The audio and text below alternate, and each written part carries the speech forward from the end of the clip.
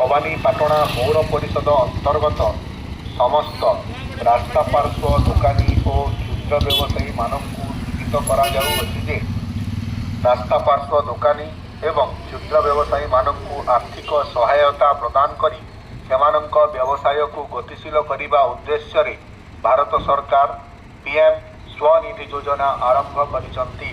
ଏହି ଯୋଜନାର ମୂଳ ଲକ୍ଷ୍ୟ ହେଉଛି ରାସ୍ତା ପାର୍ଶ୍ୱ ଦୋକାନୀ ଓ ଛୋଟ ବ୍ୟବସାୟୀମାନଙ୍କୁ ସହଜ ଏବଂ ସୁଲଭ ଋଣ ଯୋଗାଇବା, ସେମାନଙ୍କ ବ୍ୟବସାୟର ପୁନରୁଦ୍ଧାର ସହ ବ୍ୟବସାୟରେ ଉନ୍ନତି ଆଣିବା ଏବଂ ଡିଜିଟାଲ ଲେନଦେନକୁ ପ୍ରୋତ୍ସାହନ ଦେବା। ପିଏମ୍ ସ୍ୱନିଧି ଯୋଜନା ଅନୁସାରେ ପ୍ରଥମ ପର୍ଯ୍ୟାୟରେ 15,000 ପର୍ଯ୍ୟନ୍ତ ଜମାନତବିହୀନ ଋଣ ପ୍ରଦାନ କରାଯିବ। ସମୟୋଚିତ ଭାବେ ଋଣ ପରିଶୋଧ କଲେ ସୁଧ ରିହାତି ସୁବିଧା ମିଳିବ। ଏହାସହ ନିୟମିତ ଋଣ ପରିଶୋଧ ପରେ ପରବର୍ତ୍ତୀ ପର୍ଯ୍ୟାୟରେ 25,000 ଏବଂ 50,000 ପର୍ଯ୍ୟନ୍ତ ଉଚ୍ଚ ଋଣ ସୁବିଧା ମଧ୍ୟ ଉପଲବ୍ଧ ହେବ। ଡିଜିଟାଲ ପେମେଣ୍ଟ ବ୍ୟବହାର କରୁଥିବା ବ୍ୟବସାୟୀମାନଙ୍କୁ କ୍ୟାଶବ୍ୟାକ୍ ପ୍ରୋତ୍ସାହନ ରାଶି ମଧ୍ୟ ପ୍ରଦାନ କରାଯିବ।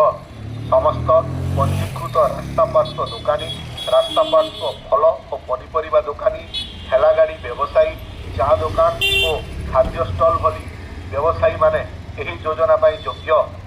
ଆବେଦନ ପାଇଁ ଭବାନୀପାଟଣା ପୌର ପରିଷଦ କାର୍ଯ୍ୟାଳୟରେ ଡିଷ୍ଟ୍ରିକ୍ଟ ମିଶନ ମ୍ୟାନେଜରଙ୍କ ସହ କିମ୍ବା ନିକଟସ୍ଥ ସିଏସ୍ସି କେନ୍ଦ୍ରରେ ଆଧାର କାର୍ଡ଼, ବ୍ୟାଙ୍କ ପାସବୁକ୍ ଓ ବ୍ୟବସାୟ ସମ୍ବନ୍ଧୀୟ ତଥ୍ୟ ସହିତ ଯୋଗାଯୋଗ କରନ୍ତୁ। ପିଏମ୍ ସ୍ୱନିଧି ଆପଣଙ୍କ ଛୋଟ ବ୍ୟବସାୟର ବଡ଼ ସ୍ୱପ୍ନକୁ ସାକାର କରିବାର ନୂଆ ଆରମ୍ଭ।